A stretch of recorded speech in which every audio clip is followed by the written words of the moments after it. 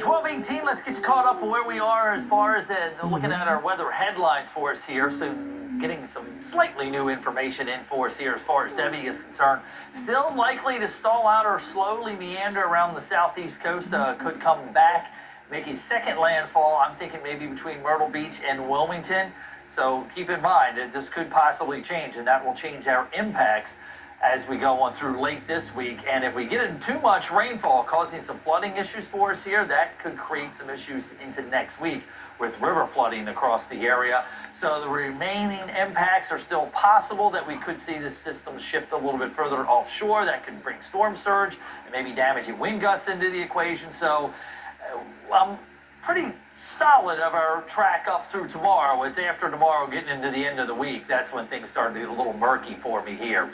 Here's what we're watching. Debbie's now down to a tropical storm working its way across North Florida. Still holding in those winds at 70 miles per hour, moving off to the northeast at about 8 miles per hour for us here. And again, it is expected to reemerge off of the Georgia coast later tomorrow, going into the early part of Wednesday.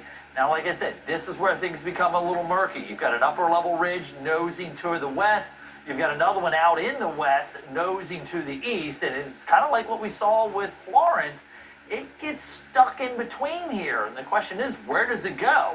And eventually it will get picked up and moved up towards the mid-Atlantic coast as we head on in through Saturday. But is that closer to us? Is that further inland, west of I-95?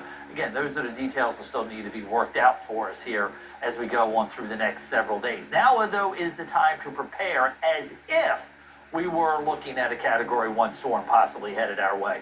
Nothing really big on live Doppler for us here this afternoon. Good deal of cloud cover. You notice a little bit thinner here across the inland spots. Pitt, Martin, Bertie, Terrell County. As a result, we're a little bit warmer actual temperatures, and yeah, it feels like the 90s stepping outside like a steam bath for us today.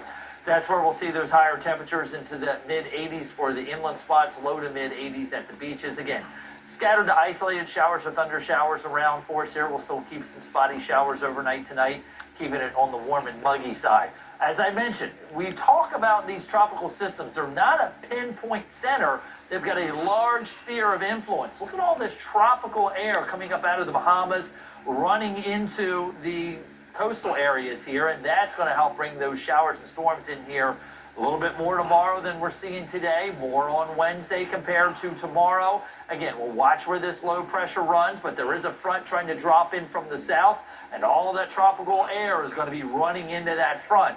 And that's where we start to see those heavier bands of rainfall as we do head on in through Thursday and Friday. Could be looking anywhere between 6 to maybe 12 inches of rainfall before this finally moves out of here. Right now, I'm kind of going with the European solution. We may have some leftover showers early Saturday morning, but we should clear out for Sunday and Monday of next week as those warmer temperatures come back. But again, we'll keep you alerted to that.